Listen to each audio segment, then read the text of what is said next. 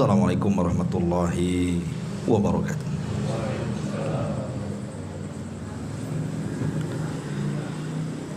Alhamdulillah wassalatu wassalamu ala Rasulillah wa ala alihi wa sahbihi wa mawalah wa la hawla wa la quwwata illa billahi wa ba'du.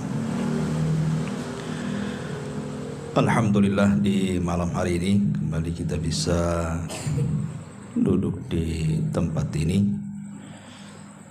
Tak lupa salawat dan juga salam tentunya kita hadiahkan kepada Rasul kita Nabi besar Muhammad sallallahu alaihi wasallam. Kita lanjutkan masih membahas tafsir singkat dari surah-surah pendek dalam juz amma, dan kita masuk pada surah Al-Asr. A'udzubillahi minasyaitonir rajim. Bismillahirrahmanirrahim. Wal asri innal insana lafi khusrin illa alladhina amanu wa amilus solihat wa tawasaw bil haqqi wa tawasaw bis sabr. Sering saya ulang-ulang bahwa di dalam Al-Qur'anul Karim surat paling pendek itu terangkai dari 3 ayat saja, dan itu ada di 3 surat. Pertama suratul Nasr, idza jaa nasrullahi wal fath. Kemudian suratul Kautsar, inna a'tainakal kautsar. Dan yang terakhir surat yang kita bahas, suratul Asr. Inilah 3 surat terpendek dalam Al-Quran, karena hanya terangkai 3 ayat saja. Dan asbab nuzulnya suratul Asr ini ada kisah. Jadi ada sahabat sebelum masuk Islam namanya Amr ibn As radhiyallahu an. Dia termasuk sahabat yang telat masuk Islam. Dia masuk Islam bersamaan dengan Khalid ibn Walid di tahun ke-7 Hijriah. Artinya setelah Islam 20 tahun baru dia masuk Islam.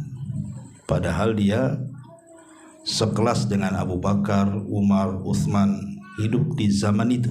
Harusnya kalau dia awal-awal masuk Islam maka dia masuk pada as-sabiqunal awalun.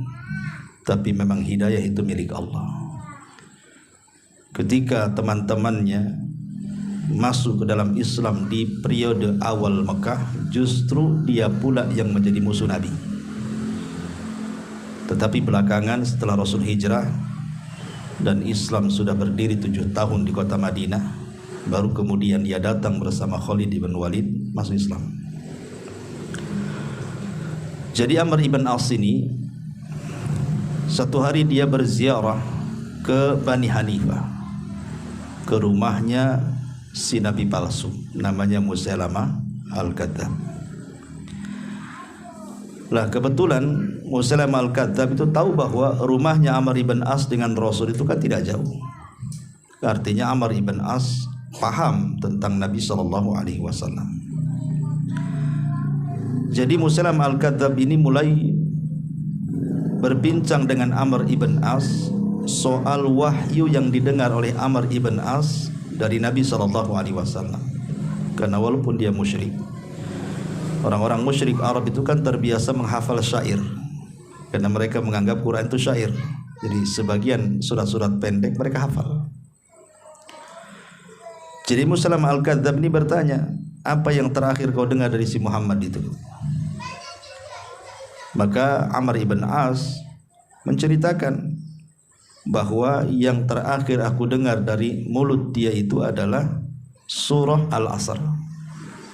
Kemudian dibacakan surah itu di hadapan Musailamah Al-Kadzab. Maka Musailamah Al-Kadzab tiba-tiba mengatakan, ya, di waktu turun surat itu turun kepada Muhammad, maka di waktu yang sama Jibril pun datang kepadaku dan menurunkan wahyu.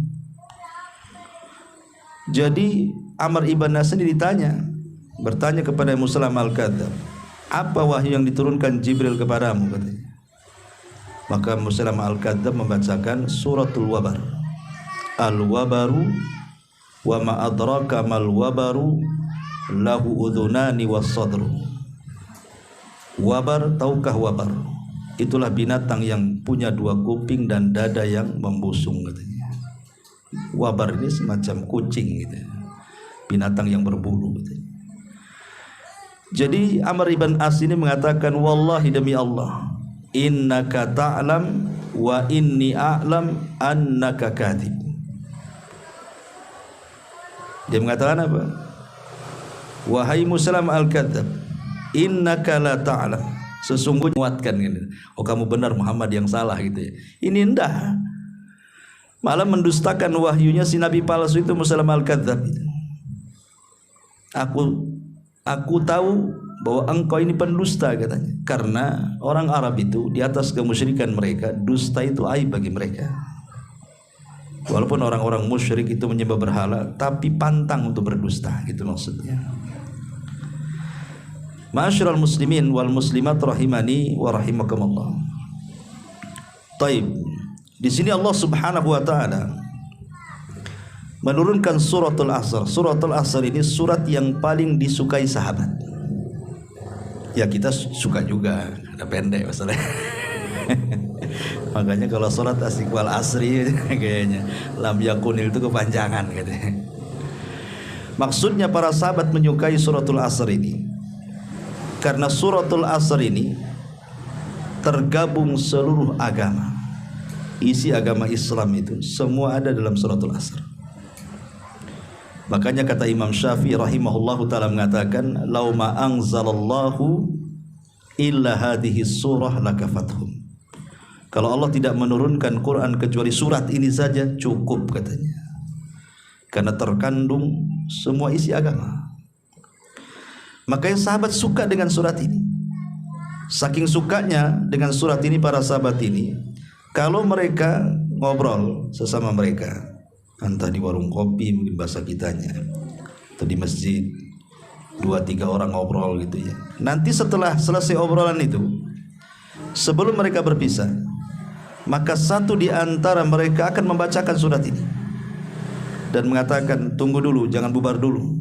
Wal asri innal insana lafi khusrin illa alladziina amanu wa amilus shalihat wa tawassaw bil haqq wa tawassaw bis sabr. Ayo kita bubar. Nah gitu. Jadi sahabat itu saking sukanya dengan surat ini selalu dibaca di akhir majelis. Dan ulama mengatakan adalah sunnah yang ditinggalkan.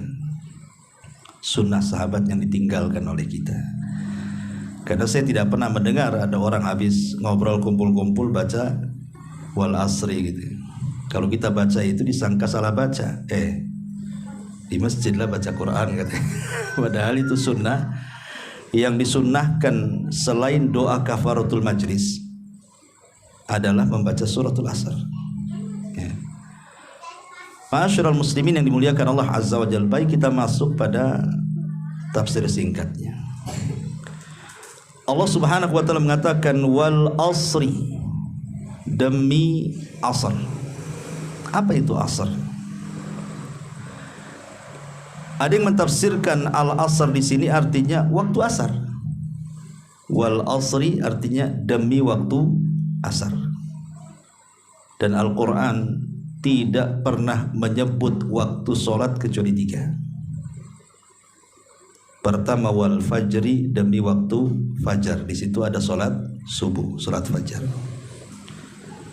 Wad duha wal laili idza saja, demi waktu duha. Di situ ada solat duha. Wal asri, demi waktu asar. Di situ ada salat asar. Dan Allah tidak pernah mengatakan wal maghrib, wal isya, enggak pernah. Wal zuhur, enggak. Ya. Kenapa? Ada yang mengatakan bahwa kenapa Allah hanya menyebutkan waktu fajar, waktu duha, dan waktu asar? Karena rahasia hidup manusia itu ada di 3 waktu ini.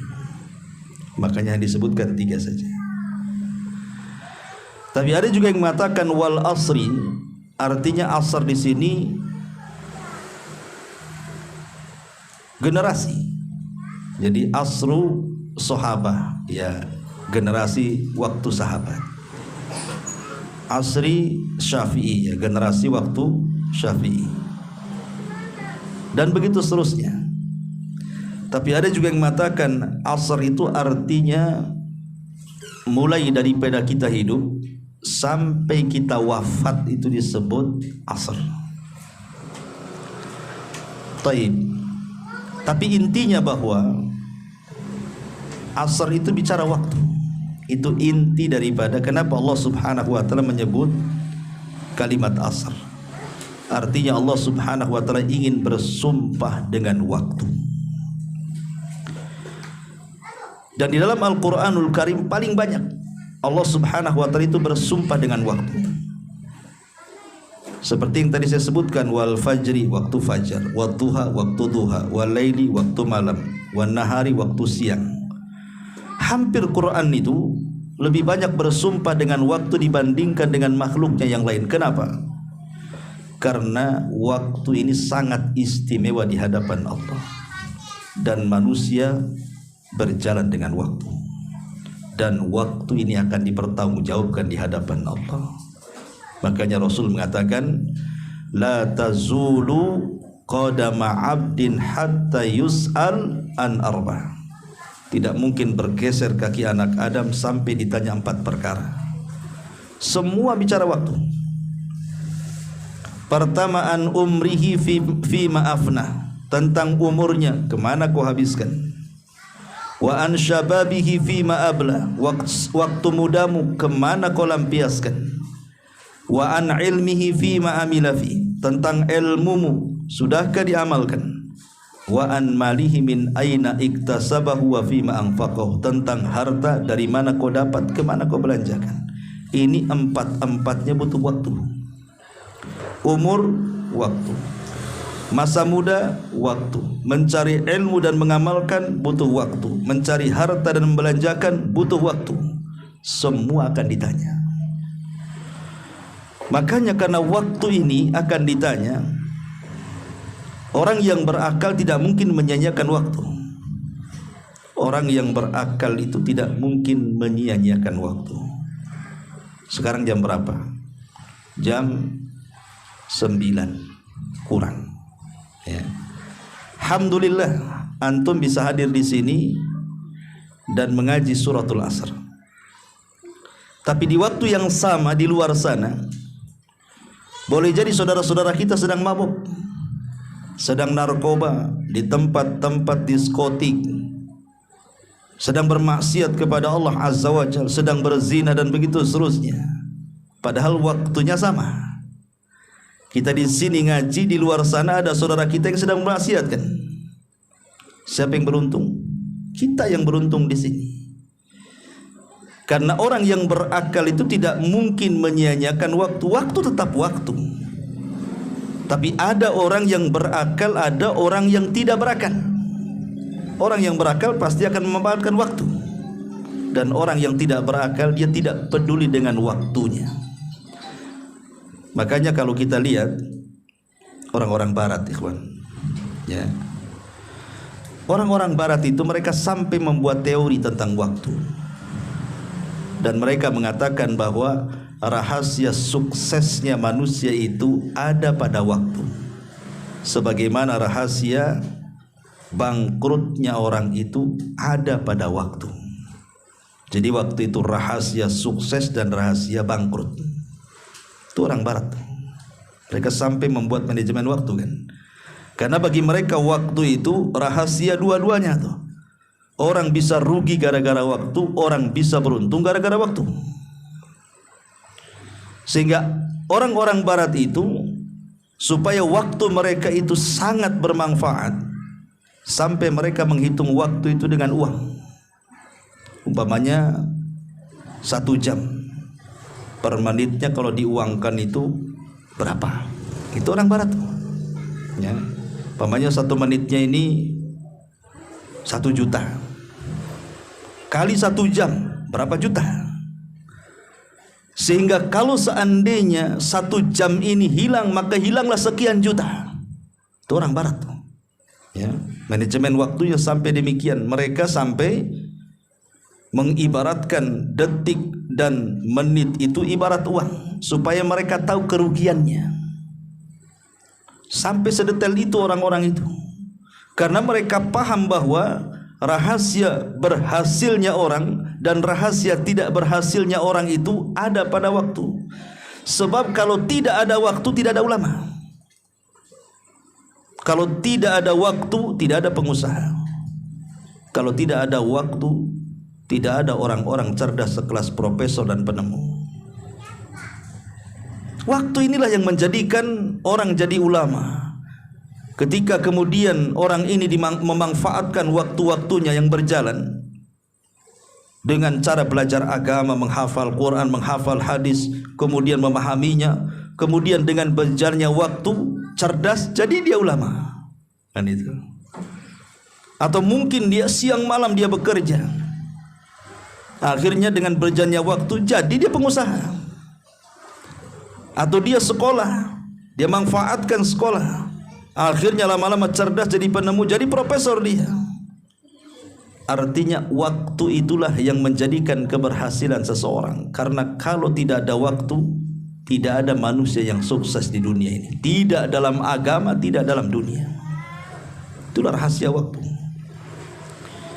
Makanya kita heran, ada orang 1 jam itu tertawa terus, kakak nggak jelas. 1 jam lewat ketawa aja. Ya.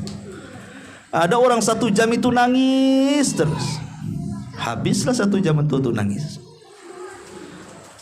Lalu apa faedahnya? Yang satu jam dihabiskan untuk menangis, yang satu jam dihabiskan untuk tertawa, kan? Nggak ada faedahnya. Dua-duanya tidak ada faedahnya, kecuali ada niat sebelumnya. Kalau niatnya dia menangis 1 jam itu karena takut kepada Allah Subhanahu wa ta'ala, maka Rasul mengatakan al-ainani la tamassuhuman nar. Ada 2 mata yang tidak mungkin disentuh api neraka. Salah satunya ainun bakat min khasyatillah, mata yang menangis karena takut kepada Allah. Berarti tangisan 1 jam karena niatnya takut, berpahala semuanya tuh. Tapi kalau nangisnya karena mikirin utang, 1 jam nangis mikirin utang, apa faedahnya? Nggak ada faedahnya. Ya. Atau orang tertawa kakak 1 jam itu apa faedahnya? Kecuali ada niat sebelumnya. Seperti yang dikatakan dalam Al-Quran ketika Sulaiman melihat semut yang mengatakan kepada anak buahnya, udkhulu masakinakum la yakhtimannakum Sulaiman wa junuduhu wa la yashurun. Masuk ke rumah. Ntar lagi Sulaiman mau datang tuh sama pasukannya, nanti kalian diinjak kapok kalian gitu ya. Mereka tidak tahu nginjak kalian. Sulaiman dengar, Sulaiman kan paham bahasa binatang ya. Jadi Sulaiman karena merasa bersyukur dia paham bahasa binatang, sementara yang lain tidak paham dengan bahasa binatang, dia pun tersenyum dan tertawa. Fatabassama dhahikan min qauli, maka dia senyum dan tertawa karena bersyukur ya. Kalau tertawanya tersenyum hanya bersyukur, berpahala dia. Seperti Sulaiman bersyukur dia paham bahasa binatang, maka dia tersenyum dan tertawa melihat semut. Tapi jangan antum niru-niru Sulaiman, nengok semut tawa antum. Ngapa antum nengok senyum di atas gitu kan? Nggak ada urusan antum dengan semut kan itu. Ma'asyiral muslimin yang dimuliakan Allah Azza wa Jalla. Jadi ada orang yang kemudian betul-betul bisa memanfaatkan waktu. Kalau saya analogikan begini, ikhwan. Kalau seandainya antum semua ini saya kasih ruko satu-satu ya, di pasar sini saya kasih ruko satu-satu antum, gratis, free. Kemudian yang kedua saya kasih modal masing-masing 100 juta. Kemudian saya katakan, pakailah ruko ini 1 tahun, nih modalnya. Nanti setelah 1 tahun kalian cukup mengembalikan modal saja.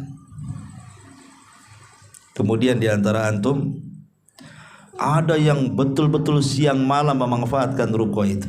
Dengan modal yang saya kasih 100 juta, antum belikan spare part apa dijual, pokoknya siang malam jualan. Ya. Yang satunya pula berpikir 100 juta banyak juga nih, kan mengembalikannya masih 1 tahun, masih lama lah. Ya nyantai-nyantai aja lah kan gitu. Buka jam 8, tutup jam 10, istirahat lagi, nanti duhur istirahat, asar buka lagi, nanti maghrib tutup. Nanti aja lah, kan masih setahun, masih lama. Nih lihat nanti hasilnya di ujung nih. Ini yang pertama nih, yang betul-betul memanfaatkan modal dan ruko itu, pasti dia akan dapat keuntungan kan, karena siang malam dia buka. Boleh jadi setelah 1 tahun bukan hanya antum bisa mengembalikan modal, boleh jadi mungkin 10 kali lipat untung dari modal itu. Tapi yang 1 tahun ini mereka suka-suka buka, suka-suka tidak, boleh jadi habis modalnya. Dan mungkin setelah 1 tahun jangan lagi cerita mengembalikan modal, yang ada mungkin saya marah-marah karena modalnya tak balik. Apa bedanya 2 orang ini? Waktu itu juga 1 tahun, ruko sama juga, modal sama juga, apa masalahnya? Jumlah modal sama, besar ruko sama, waktunya juga 1 tahun sama, ya waktu terus, itu juga waktunya. Yang membedakan satu berakal, dia bisa mengelola modalnya sampai dapat keuntungan besar. Dengan akalnya cerdas dia, akhirnya bukan hanya mengembalikan modal, banyak pula dapat keuntungan. Yang satunya pula hilang akal, tak berakal dia. Suka-suka dia usaha, akhirnya tak berhasil. Jangan lagi cerita untung, modal pula tak balik, karena tak berakal. Lah kalau kita kiaskan, ini urusan dunia. Urusan dunia saja, waktu itu menentukan apa? Keberhasilan dan tidaknya urusan dunia kan. Urusan dunia loh ya. Apalagi cerita akhirat ya. Sekarang saya tanya, berapa usia antum? 43. Berapa Quran sudah hafal? Berapa hafal Quran? 1 juz, 2 juz, 3 juz? Nggak ada kan ya. Tapi ada orang namanya Musa, anak kecil belum balik, hafal dia 30 juz. Apa bedanya antum dengan Musa tuh? Sama-sama manusia ya. Waktu itu juga sama, juga berlalu dengan antum. Harinya sama 24 jam, minggunya sama 7 hari, bulannya sama 4 minggu, tahunnya sama 12 bulan. Apa bedanya? Ya kan? Karena yang satu fokus dengan Quran, akhirnya belum balik dah hafal Quran gitu. Yang satunya tak fokus pula, bercabang-cabang akalnya kemana-mana. Ya jangan lagi 30 juz 30 saja angkat tangan kan gitu ya. Itulah bedanya urusan dunia dengan urusan akhirat, kurang lebih sebenarnya. Kalau orang bisa manfaatkan waktu yang luar biasa, berhasil dia ya. Ma'asyiral muslimin yang dimuliakan Allah Subhanahu wa taala. Lah di sini Allah Subhanahu wa taala mengatakan wal asri, demi masa, demi waktu. Dan Allah tidak bersumpah dengan waktu kecuali memang waktu itu istimewa di hadapan Allah Subhanahu wa taala. Makanya di dalam Al-Qur'an Allah pernah menyinggung bagi orang-orang yang usianya sudah sampai kepala 4. Apa kata Allah? Awalam nu'ammirkum ma yatadzakkaru fihi man tadzakkar. Tidakkah aku sudah berikan usia panjang kepadamu? Awalam nu'ammirkum, bukankah kami sudah kasih usia panjang? Ma yatadzakkaru fihi man tadzakkar, untuk mengambil peringatan. Wa ja'akumun nadhir, dan orang yang memberi peringatan sudah kuutus kepada kalian. Lalu kenapa kalian bisa masuk neraka? Ayat ini kan menceritakan tentang orang-orang yang masuk neraka. Kemudian orang-orang yang masuk neraka itu mengatakan, ya Allah, hidupkan aku sesaat ke dunia katanya, supaya aku bisa beramal saleh terhadap apa yang sudah aku luput dari amalan itu. Maka Allah katakan apa? Lah kenapa kau baru menyesal sekarang di neraka? Bukankah dulu di dunia sudah kupanjangkan umurmu? Kemana kau habiskan umurmu tuh? Ya. Allah bantah penduduk neraka itu. Awalam nu'ammirkum ma yatadzakkaru fihi man tadzakkar wa ja'akumun nadhir. Bukankah aku sudah kasih usia panjang kepadamu untuk bisa mengambil pelajaran, dan aku sudah utus Rasul kepadamu? Kenapa kau tidak mengambil pelajaran itu? Dari sini bahwa Allah Subhanahu wa taala ingin menjelaskan kepada kita tentang istimewanya waktu. Tentang istimewanya waktu, dan waktu yang Allah berikan kepada kita dalam bentuk usia ini, kalau kita bisa memanfaatkannya, maka usia yang pendek itu terkadang lebih berkah dibandingkan usia yang panjang. Imam Nawawi rahimahullahu ta'ala itu meninggal di usia 40 tahun, kurang lebih lah 41 atau 42. Tapi lihat karyanya, Arba'in Nawawi dia karang, Riyadhus Shalihin dia karang, Syarah Sahih Muslim dia karang, Al-Adhkar dia karang, dan segudang karyanya yang tidak bisa dilakukan orang sekarang walaupun dikasih usia 200 tahun. Tapi usia dia 40 tahun meninggal, tapi karyanya berkah. Kenapa? Karena bisa memanfaatkan waktu. Ya. Karena percuma kalaupun seandainya Allah berikan kesempatan waktu yang panjang dengan usia yang panjang, kalau kita tidak berakal dan tidak memanfaatkan, buat apa usia panjang? Kata Rasul, syarrun nas man tala umruhu wa sa'a amaluhu. Seburuk-buruk manusia itu yang dipanjangkan umurnya, artinya dipanjangkan waktunya tuh, tetapi buruk amalannya karena dia tidak berakal, tidak memanfaatkan waktu. Siapa yang paling panjang umurnya? Iblis. Iblis itu paling panjang umurnya, nggak mati-mati sampai sekarang iblis itu. Ya. Sejak diciptakan sampai sekarang masih hidup aja si iblis itu. Makanya Imam Ahmad pernah ditanya, ya tawilal umri, katanya, wahai orang yang dipanjangkan umurnya. Karena Imam Ahmad itu kan meninggal di atas 80. Kalau Imam Syafi'i kan usia 50 tahun meninggal. Kalau Imam Ahmad cukup panjang, hampir 80-an lebih. Jadi ada orang yang berteriak kepada Imam Ahmad, ya tawilal umri, wahai orang yang dipanjangkan umurnya. Apa kata Ahmad? Yang panjang umur itu iblis, katanya. Panjang umur itu iblis, katanya kan. Tapi apa gunanya iblis panjang umur? Nggak ada gunanya iblis panjang umur tuh, karena ujung-ujungnya juga masuk neraka. Ya. Ujung-ujungnya masuk neraka iblis itu. Makanya nggak apa-apa pendek umur tapi masuk surga daripada panjang umur masuk neraka. Walaupun demikian, janganlah kita meminta kepada Allah untuk dipendekkan umur, jangan. Karena kita dilarang tidak boleh bercita-cita ingin mati. Seperti Rasul mengatakan kepada pamannya Abbas saat sakaratul maut itu, la yatamayyanna ahadakumul maut.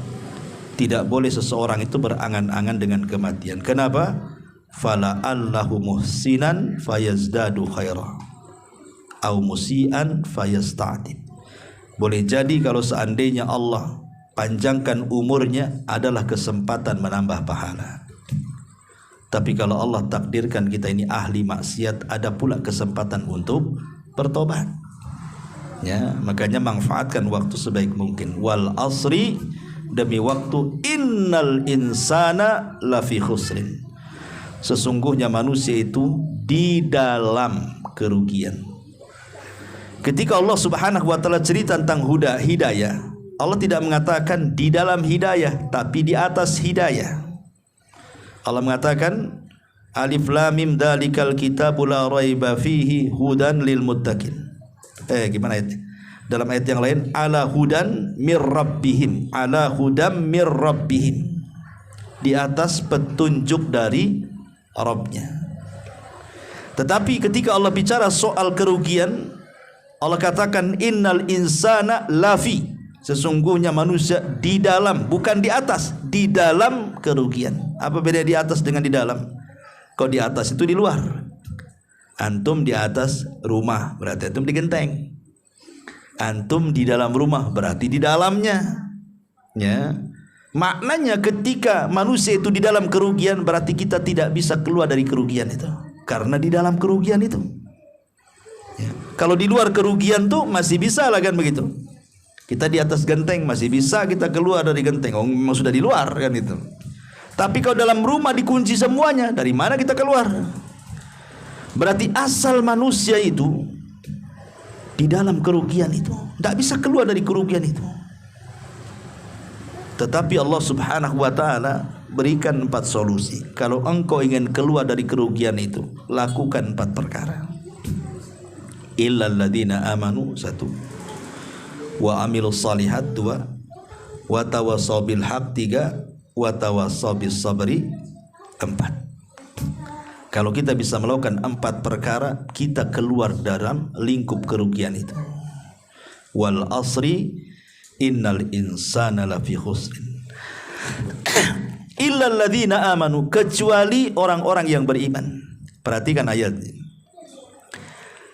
Wal asri innal insan. Insan ini kalau bahasa Arabnya, untuk yang belajar bahasa Arab, itu disebut mufrad. Arti mufrad itu tunggal. Ya. Tetapi ketika Allah mengatakan illal ladzina amanu, kecuali orang-orang yang beriman, berarti kan jamak, banyak orang-orangnya. Sementara ketika Allah menyebutkan insan itu tunggal, harusnya Allah katakan anas. Wal asri innan nasa lafi khusrin, harusnya gitu. Ya, karena nas itu artinya jamak, berarti sesuai dengan kalimat setelahnya jamak juga. Tapi ini tidak. Kalimat sebelumnya mufrad tunggal insan, tapi kalimat setelahnya jamak illal ladzina amanu, kecuali orang-orang yang beriman. Ulama tafsir mengatakan, kenapa menggunakan jamak? Karena terkadang membentuk iman itu tidak bisa dibentuk sendirian, kecuali harus berjamaah. Contoh umpamanya Allah mengatakan apa? Wa kunu ma'as sadiqin, bergabunglah bersama orang-orang jujur. Kau ingin jujur, gabung sama orang jujur. Warka'u ma'a rakiin, bergabunglah bersama orang-orang ruku. Kalau engkau ingin rajin solat, gabung dengan orang-orang solat. Ya. Dan Allah juga mengatakan kepada Rasul, wasbir, bersabarlah, ma'alladzina, bersama orang-orang yadhkurunallaha fil ghadati wal asyi, yang berzikir kepada Allah di waktu pagi dan petang. Hei Muhammad, bersabarlah kau bersama mereka yang senantiasa berzikir pagi petang itu. Artinya ada keimanan itu tidak bisa dibentuk kecuali dengan jamaah. Dan itu kita bisa rasakan kan. Contoh nih, antum sholat jamaah di masjid yang laki-laki, tentu rasanya akan berbeda ketika sholat sendirian di rumah kan. Beda lah rasanya. Ya. Kalau sholat jamaah di masjid itu kayaknya khusyuk gitu ya. Kayaknya khusyuk. Kenapa? Karena semua ibadah bisa antum lakukan. Qobliyah bisa antum lakukan, ba'diyah bisa antum lakukan, sholat tartil bisa antum lakukan, bacaan-bacaan sholat pun bisa dengan tenang kita baca. Coba kalau sholat sendiri, jangan cerita qobliyah ba'diyah, surat saja wal asri bagi 2. Kan begitu ya. Kalau bisa cepat kan itu ya. Kalau bisa cepat kilat tuh, ruku aja nggak lurus, ya, sujud aja nggak lurus. Kalau bisa yang dikejar itu rakaatnya bukan khusyuknya. Makin cepat makin baik. Itu. Sempurna salam ke kanan, salam ke kiri sambil lari dan berdiri. Istilahnya kan begitu. Ya. Susah kan kalau kita membentuk iman sendirian kan. Coba. Tapi kalau kita jamaah, tumbuh iman itu. Karena dari segi sholat saja kita akan merasakan khusyuk tuh. Kenapa? Di samping kirinya ada orang dan dipandu dengan imam, dan kita tidak bisa menawar imam. Mam, yang pendek aja mam. Terserah saya lah kata imam. Mau pendek mau panjang, ya kan? Artinya bahwa kenapa disebut jamak? Karena tadi saya katakan keimanan itu terkadang harus dibentuk dengan sistem jamaah. Puasa Ramadan. Kalau semua puasa ini satu gang di sini, antum tidak ada rintangan, tidak ada halangan, tidak ada godaan kan? Sanggup antum puasa 1 bulan. Dalam 1 bulan itu adalah 1-2 hari batal. Terpaksa antum harus qadha di luar Ramadan. Ketika antum qadha di Ramadan rasanya berat kali. Kenapa?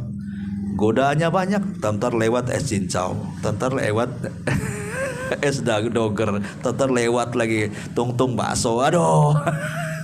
Godaannya banyak kalau sendirian puasa tuh. Nggak asik gitu kan. Kurang khusyuk. Akhirnya apa? Bawaannya tidur saja. Sahur sudah minum CTM biar tidur sampai asar itu kan. Tapi kalau rame-rame nggak terasa. Ya. Maka saya katakan kadang-kadang iman itu harus dibentuk dengan jamaah. Dan iman sendiri adalah dia tasdikun bil qalbi. Memang pembenaran dalam hati. Wa qaulun bil lisan, kemudian diucapkan dengan lisan, wal amalu bil arkan. Maka diwujudkan lewat perbuatan. Itulah iman. Dan iman itu betul-betul harus ada 3 perkara ini. Ada keyakinan dalam hati, kemudian lisan juga tidak menyelisih hati, kemudian perbuatan muncul dari lisan dan hati tadi. Karena orang-orang munafik itu, kenapa mereka tidak dikatakan beriman? Ketika mereka mengatakan yaquluna amanna billahi wa bil yaumil akhiri wa ma hum bimu'minin. Orang-orang munafik mengatakan kami beriman dengan Allah, kami beriman dengan hari akhir, tapi Allah katakan mereka lo tidak beriman. Kenapa?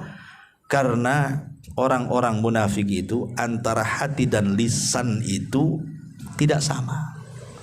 Lisannya saja ngaku muslim tapi hatinya kufur. Maka disebut munafik itu diambil dari kata nafak. Nafak itu gorong-gorong bahasa kitanya. Itu kalau solokan tuh pakai gorong-gorong bulat itu disebut nafak. Jadi kalau dikasih air dari sini keluar dari sono, nah itulah disebut nafak tuh. Jadi masuk Islamnya lewat lisan, keluar Islamnya lewat hati. Makanya orang munafik itu menampakkan Islam tapi menyembunyikan kekufuran. Nah, sekarang banyak orang-orang yang ngaku Islam, ngaku Islam, ngaku iman, mukmin, tapi kadzib, dusta. Ya. Sekarang banyak orang-orang yang KTP-nya aja muslim kan, tapi sebenarnya dia sedang berdusta. Buktinya apa? Buktinya tidak salatnya. Kalau seorang muslim ya harus salat kan gitu ya. Masa KTP-nya aja yang muslim, nanti KTP-nya masuk surga. Ya tak masuk surga kan itu ya. Nah, sekarang ini kadang-kadang aduh memang perbuatan munafik itu selalu terlalu banyak. Ya, atau ketika di hadapan orang, semangat dia ibadah. Ketika sendirian pula dia maksiat kepada Allah Azza wa Jalla. Idza khalau lima harimillahi tahakuha, kata Rasul. Kalau sudah sendirian mulai merobek keharaman-keharaman Allah. Seorang muslim mau nampak orang mau tidak nampak orang harus istiqomah lah kan begitu. Karena itu perbuatan munafik. Orang munafik itu mereka semangat kalau dilihat orang saja. Kalau tidak dilihat orang, malas dia. Makanya Allah mengatakan kusala. Mereka itu hakikatnya pemalas. Ya, semangat itu kalau dinilai orang. Kalau tidak ya tidak akan sholat. Dan tidak akan berzikir kecuali sedikit. Illal ladzina amanu. Dan iman itu tentu terlahir karena sebuah pengetahuan atau disebut dengan ilmu. Lah setelah kemudian kita punya ilmu yang melahirkan keimanan, maka tugas yang kedua apa? Wa amilu sholihat. Ilmu itu harus diamalkan. Dan amal soleh itu ada 3 macam. Ada amal hati, ada amal lisan, dan ada amal perbuatan. Amal hati seperti ikhlas, tawakal, takut, mengharap, itu amal hati. Amal lisan baca Quran, berdakwah, berzikir, itu amal lisan. Amal perbuatan sholat, ya kan, puasa, dan begitu seterusnya. Tapi dari 3 macam amal ini yang paling utama mana? Yang paling mulia dari 3 amalan ini amalan hati. Amalan hati itulah yang menentukan semuanya. Contoh kalau seandainya tidak ada keikhlasan dalam hati, ditolak amalan lisan. Bahkan amalan badan pun ditolak. Berarti dari 3 amalan itu yang harus pertama diperhatikan adalah amalan hati dulu. Karena amalan hati ini yang menentukan lisan dan perbuatan. Kedua, setelah amalan hati ini betul-betul mantap, sebelum amalan badan, amalan lisan diperbaiki. Kalau 2 amalan sudah istiqomah, lisan sudah istiqomah, hati sudah istiqomah, pasti badan ini bergerak sendiri. Gak usah disuruh. Gerak sendiri, ke masjid sendiri, puasa sendiri, baca Quran sendiri. Pokoknya bergerak sendiri tuh. Kalau sudah digerakkan itu. Karena yang menggerakkan amal soleh itu adalah iman. Kalau iman sudah masuk ke dalam dada, tergerak semuanya. Ya. Wa amilu soleh, singkat-singkat saja. Wa amilu solihat.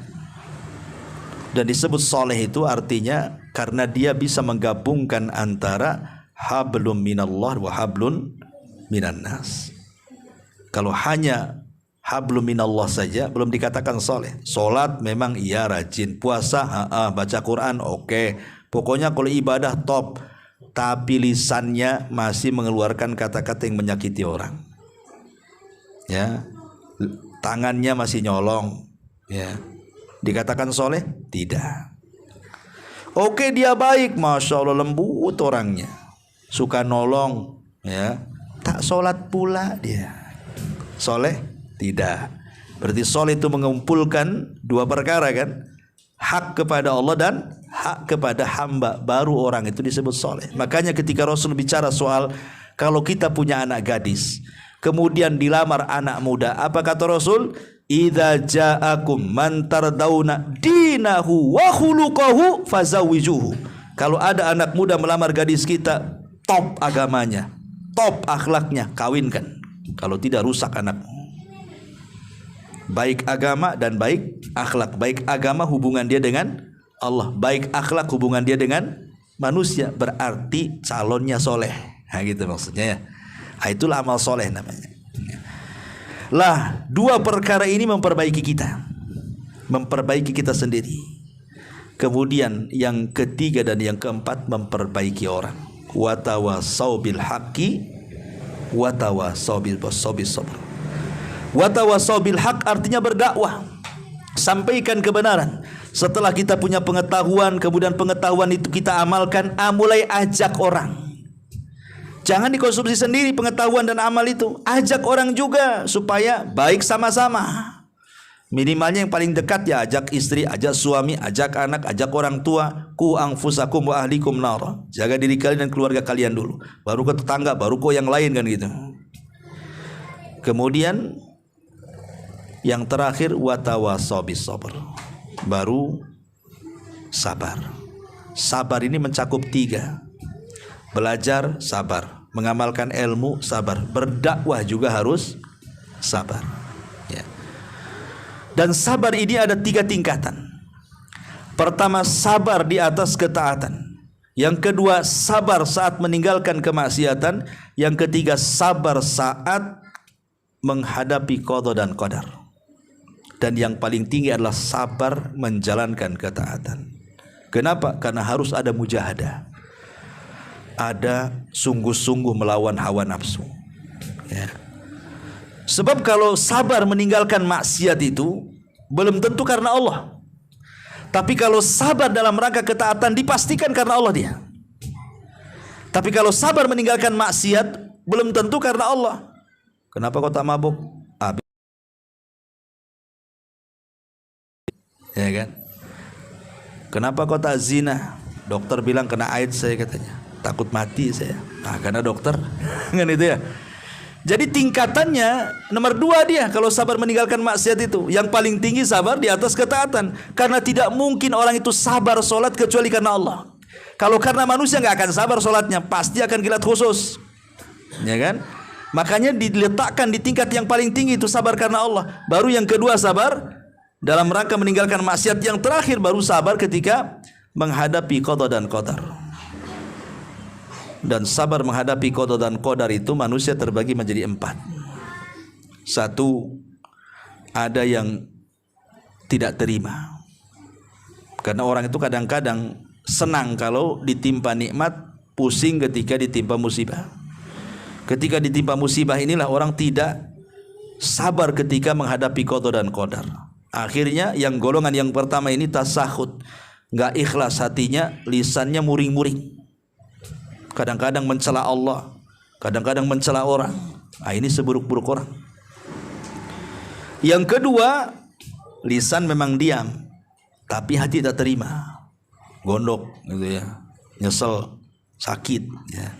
Diam hatinya, lisannya berusaha untuk diam.